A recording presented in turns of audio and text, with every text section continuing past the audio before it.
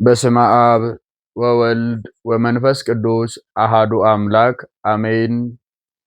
በክርስቶስ ክርስቲያን በወልድ ወሉድ እግዚአብሔር በመንፈስ ቅዱስ መንፈሳውያን የተሰኛችሁ የእናታችን የቅድስተ ቅዱሳን የንጽሕተ ንጹሐን የድንግል ማርያም የአስራት በኩራት ልጆች የቅዱሳን መላእክት ጻድቃን ሰማዕታት ባለሟሎች የመስቀሉ ስር ያደራ ልጆች በወደደን ባከበረን ባፈቀረን በልዑል እግዚአብሔር ፍጹም ሰላም እላችኋለሁ። እንደምን አደራችሁ፣ እንደምን አረፈዳችሁ፣ እንደምን ዋላችሁ። እንኳን ለቅዳም ሱር ዕለት በሰላም አደረሰን አደረሳችሁ። እንደ እግዚአብሔር መልካምና ቅዱስ ፈቃድ እንግዲህ ሳምንቱን በተከታታይ ሰሞነ ሕማማትን በተመለከተ ስንነጋገር ነበረ። እግዚአብሔር በሰላም ሳምንቱን አስፈጽሞ ለቅዳም ሱር ዕለት በሰላም አደርሶናልና እንኳን አደረሳችሁ ለማለት ወዳለው። እንግዲህ እንደ እግዚአብሔር መልካምና ቅዱስ ፈቃድ ሳምንቱን ስንነጋገር እንደነበረ አሁንም እንደዚሁ እንቀጥላለን። ቅዳም ሱር ማለት ምን ማለት ነው? ምንስ በውስጧ ይዛለች የሚለውን ነገር አብረን እንመለከታለን። ቅዳም ሱር ከቃሉ ትርጉም ስንነሳ የተሻረች ማለት ነው። መሻሯ በምንድን ነው ካልን በመጀመሪያ ጌታችን አምላካችን ፈጣሪያችን ዓለምን ከፈጠረ በኋላ ዓለምን ካለመኖር ወደ መኖር ካመጣ በኋላ እሁድ ጀምሮ አርብ ነው የፈጸመው ፍጥረትንና ባለው በነቢብ በገቢር ፍጥረታትን ፈጥሮ አርብ ፈጽሟል።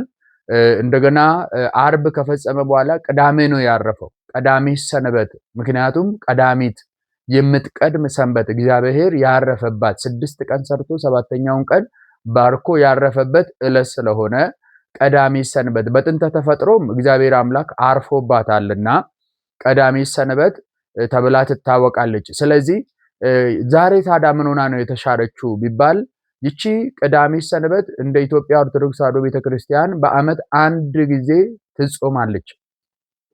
በዓመት አንድ ጊዜ ትጾማለችና ጾም ይጾምባታል። ከዚህ በኋላ ጾም አይጾምም። ማለትም በዓመት አንዴ ብቻ ነው የሚጾመው እንጂ ከሰሞነ ሕማማት ቅዳም ሱር ዕለት ካልሆነ በስተቀር ጾም አትጾምም። ሁለቱ ሰንበታት ይከበራሉና ምክንያቱም የመንግስተ ሰማያት ምሳሌ ስለሆኑ። አሁን የመንግስተ ሰማያት የሰማይም የምድርም ጌታ በመቃብር ስላረፈባት ስላደረባት ቅዳም ሱር ተብላ ትጠራለች። በጥንተ ተፈጥሮ እንደዚሁ ዓለምን ከፈጠረ በኋላ እንዳረፈባት ዛሬም ዓለምን ካዳነ በኋላ ያረፈበት በመቃብር ያለበት ዕለት ስለሆነ በዚህ ምክንያት ሁላችንም ልናስተውል ይገባል። ቅዳም ሱር ተብላ ትታወቃለች። እንግዲህ ትጾማለች። በዚህ ቀን ጾም ይጾማል ብያቸዋለሁ። በዚህ ቀን ጾም ይጾማል። ይህንን ጾም የምንጾመው በዓመት አንዴ ነው። አንዴ ነው የምትጾመው ቅዳሜ ማለት ነው። ሌላውን ጊዜ አትጾሙም። የትኛውም አጽዋማት ውስጥ ብናይ ጾም አትጾምም። ቅዳሜና ቅዳም ሱር ተብላ ትጾማለች። ይሄውም ደግሞ በማርቆስ ወንጌል ምዕራፍ 9 ቁጥር 15 ላይ ጌታችን መድኃኒታችን ኢየሱስ ክርስቶስ ሐዋርያት ወይም ደቀ መዛሙርቶች አይጾሙም ተብሎ በተጠየቀ ጊዜ እንዴ ሙሽራው ከነሱ ጋር እያለ ሚንዚዎች መጾም፣ መጸለይ፣ ማዘን፣ መተከዝ አይጠበቅባቸውም ምክንያቱም ሙሽራቸው ከነሱ ጋር ስለሆነ ብሎ አስተምሯልና። ስለሆነም የእግዚአብሔር ቤተሰቦች ጌታችን መድኃኒታችን ኢየሱስ ክርስቶስ ሙሽራ ተብሎ ተጠርቷል። ከሐዋርያት በተወሰደ ጊዜ አይሁድ ከነሱ ለይተው ገርፈው ሰቅለው ወደ መቃብር ባወረዱት ጊዜ ሐዋርያት ከጌታችን ከነሱ ከተለየ ሰዓት ጀምሮ እህል ውሃ አልቀመሱም። በረሃብ በጽም በፍርሃት በመራድ በመንቀጥቀጥ ነበረ። የአይሁድን ጭካኔ አይተው ጌታቸውን ወስደውባቸዋል። አማናዊ መምህራቸውን አስሮ ገድለውባቸዋልና ለዚህ በፍርሃት በአንድ ቤት ውስጥ ሆኖ ነበር ይላል። እስከ ትንሣኤው ድረስ ሰላም ለእናንተ ይሁን እስኪላቸው ድረስ ይህንን ዕለት ወይም ይህንን ቅዳሜ ጾመዋል አባቶቻችን። በዚህ ሐዘን አሳልፎባታልና ቅዳሜ በዚህ ምክንያት ቅዳም ሱር ተብላለች። በሌላ መልኩ አብይ ሰንበት ትባላለች። ሰንበት ማለት አብይ ማለት ትልቅ ማለት ነው። በብሉይ ኪዳን የምትከበር የአይሁድ ሰንበት ናትና የአይሁድ ሰንበተ አይሁድ ስለሆነች ተሽራለች። አሁን ሰንበተ ክርስቲያን በሰንበተ ክርስቲያን ተተክታለችና የጌታ ቀን ይላታል ቅዱስ ዮሐንስ ወልደ ነጎድጓድ በራእዩ ላይ የጌታ ቀን ምን ያደረገበት ቀን ብንል ሞትን ድል ያደረገበት የተነሳበት ቀን፣ እንደገና ደግሞ ጰራቅሊጦስ መንፈስ ቅዱስ የወረደበት፣ እንደገና በብዙ መልኩ ሰንበትን የጌታ ቀን ብሎ ይተረጉማታል ቅዱስ ዮሐንስ ወልደ ነጎድጓድ በራእዩ ላይ እንደመዘገበልን። ስለዚህ አብይ ጾም ትባላለች፣ አብይ ሰንበት ትባላለች ቅዳሜ ማለት ነው። ምክንያቱም ታላቅ ማለት ነው። አብይ ማለት ታላቅ ትልቅ ማለት ነው። የመጀመሪያ ስለነበረች አብይ ተብላ ትጠራለች። አብይ ተብላ ትጠራለች። እግዚአብሔር አምላክ ያረፈባት ስለሆነ አብይ ተብላ ትጠራለች። ቅድም እንዳልነው በጥንተ ተፈጥሮም እግዚአብሔር ዓለምን ሲፈጥር አርፎባታል። አሁንም ዓለምን ሲያድን በለበሰው ስጋ በመቃብር አርፎባታልና ነው። ሌላው ቀዳሚት ሰንበት የሚደረጉ ስርዓት አንድ ነገር አለ። ይሄ ምንድነው የሚደረገው ወይም የሚከናወነው ካልን የለምለም ቀን ትባላለች። ቀዳሚት ለምለም ናት። ቀዳሚት የረፍት ናት። ቀዳሚት የመልካም ቀን ናትና ይቺን ለምለም ዕለት ይቺን ለምለም ቀን አባቶቻችን በተለየ መልኩ በተለየ ሁኔታ ያሳዩናል ወይም ያስረዱናል። እንዴት አድርጎ ካልን ቄጠማ ይዞ በየቤታችን በየሰፈራችን እየመጡ ቄጠማ ያድሉናል። አንዳንድ ጊዜ እዚች ጋር መረዳት ያለብን ምዕመናን አባቶች ካህናት ቄጠማ ይዞ ደውል ይዞ ነው የሚመጡት። ቄጠማውም ደውሉም ካህኑም የራሱን የቻለ ምሳሌ ያለው ግን ካህናት ሲንቀሳቀሱ ሙዳየ ምጽዋት ይዞ ነው የሚመጡትና አንዳንድ ሰዎች እንደው ለልመና መንዞር የሚመስላቸው ሰዎች አሉ። ልመና አይደለም። ሰው ደስ ካለው ይሰጣል፣ ደስ ካላለው ይተዋል። የምስራችሁን ሰምቻለሁ፣ ገብቶኛል፣ ተረድቻለሁ ያለው ሰው ደስታችሁን ልካፈል ሲል የሚመጸውተውን ነገር ይሰጣል። የኛ ሕዝብ ደግሞ ያው ለጋሽ ስለሆነ ይታወቃልና ቄጠማው አይሸጥም፣ ይሰጣል እንጂ አይሸጥም፣ የሚሰጥ ነው። ምክንያቱም ቄጠማው በኖህ ዘመን በኦሪት ዘፍጥረት ምዕራፍ 6 ላይ ያለውን ታሪክ መመልከት ይቻላል።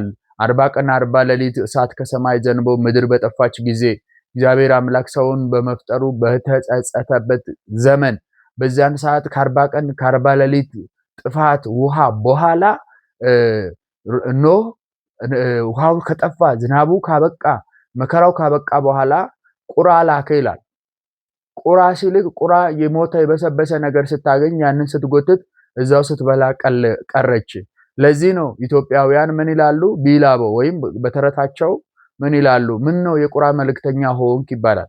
በዛው የቀረ መልእክት ያላደረሰ ማለት ነው የቁራ መልእክተኛ። ቁራ ተልኮ ሲበላ የሚበላ ነገር ሲያገኝ የሚመቸውን ነገር ሲያገኝ እዛው ቀርቷል። ከዛ ምን አለ? ቁራዋ ቀርታለች ብሎ አባታችን ኖህ ርግብን ላከ። ርግብን ስልክ ርግቢቷ ዞረች፣ አካባቢውን ያለውን ሁኔታ አጠናች፣ አጤነችና አሁን የጥፋቱ ዘመን አልፏል፣ የቅጣቱ ዘመን አልፏል፣ የርኩሰቱ ዘመን አልፏል፣ እግዚአብሔር የተቀየመበት ዘመን አልፏል፣ እግዚአብሔር ያዘነበት ዘመን አልፏል፣ ተሻግረናል፣ አብቅቷል ስትል የወይራ ዝንጣፊ ይዛ መታለች። መርከብ የተሰኘችዋ ቤተክርስቲያን ናት። ከቤተክርስቲያን ነው ከመርከቢቷ ነው ርግብ የተላከችው። ርግብ የካህናት ምሳሌ ናቸው። ስለዚህ ዓመተ ፍዳ ዓመተ ኩነኔ መርገመ ስጋ መርገመ ነፍስ አልፏል። ኩነኔ የለም፣ እርኩሰት የለም፣ ጥፋት የለም። አሁን የኃጢአት ውርስ የለም። በደላችንን ሸክማችንን ሁሉ ተሸክሞ ብቻውን ወደ ተራራ የወጣው የክብር ባለቤት መድኃኔዓለም ኢየሱስ ክርስቶስ ሁሉን ሰላም አድርጋለሁ እንዳለ ሁሉን ሰላም አድርጓል። አሁን ፍቅር ነው። አሁን ተድላ ደስታ ነው። አሁን ምቾት ነው። አሁን አንድነት ነው። አሁን በረከት ነው እያሉ አባቶቻችን ግብረ ሰላም እየዞሩ ይሰጣሉ፣ ቄጠማ ያድላሉና ቄጠማው ምሳሌው ይሄ ነው። የማንታወቅበት ዘመን አልፎ የምንታወቅበት ዘመን ላይ ደርሰናል። አንድም ቄጠማ ሰላም ነው፣ ለምለም ነውና እረፍት ነው፣ የአንድነት የፍቅር መገለጫ ነው። ቄጠማ ሲጎዘጎዝ አይምሯችን ሁላ ይታደሳል፣ አይምሯችን ሁላ ሰላም ያገኛልና ይህ ማለት ለምለም ስፍራ ለአይምሯችን ምቹ እንደሆነ የምንኖረውም በለምለሙ ቅዱስ ዳዊት በመዝሙር 1 ላይ እንደተናገረ ወንዝ ዳር እንደተተከለች ወይራ ዕለት ዕለት እለመልማለሁ። በእግዚአብሔር ቸርነት ለምልመን የምንኖር ያለን ሰዎች በዚህ ብዙ ማለት ይቻላልና በዚህ መሰረት ቅዳም ሱር በዚህ ስያሜ ተሰይማ ቁጭ ብላለች። ይሄንን እንግዲህ ተጠቅመን ቅዳም ሱርን በአግባቡ መጠቀም ያስፈልጋል። በዕለተ ዓርብ ንሴብሖ ካልን በኋላ ወደ የቤታችን ነው የምንሄደው። ምህላ ድርሰን ንሴብሖ ብለን ዘምረን ወደ ባታችን ነው የምንሄደው። ጥብጣቡ ተፈጽሞልን ከዚያ በኋላ ቅዳሜ ጠዋት ቤተክርስቲያን ያው ኪዳን ይደረሳል። ኪዳን አድርሶ ተመልሶ እንግዲህ የዕለቱን ዝግጅት ማድረግ ይቻላል። የዝግጅት ቀንም ስለሆነች ለትንሳኤ በብሉይ ኪዳን ዓርብ ለቅዳሜ ነው ዝግጅት የሚደረገው ቅዳሜ ስለምትከበር ማለት ነው። አሁን እኛ ቅዳሜ ነው የምናዘጋጀው እሁድ የትንሳኤውን አምላክ ለማምለክ ለማገልገል የምንዘጋጀው ቅዳሜ ነው። ስለሆነም ቅዳም ስዑር እንግዲህ ከብዙ በጥቂቱ ከረጅሙ ባጭሩ ይህንን ይመስላል። እንኳን አደረሳችሁ በድጋሜ እግዚአብሔር አምላካችን አሁንም ሌሊቱን ደግሞ በማህሌት ከአባቶች ጋር በዝማሬ ተካፍለን ትንሣኤከ እያልን ለመዘመር ያብቃን። እግዚአብሔር አምላክ ሁላችንንም ፍጻሜ ያሳምርልን። እንኳን አደረሳችሁ። መልካም የትንሣኤ ዋዜማ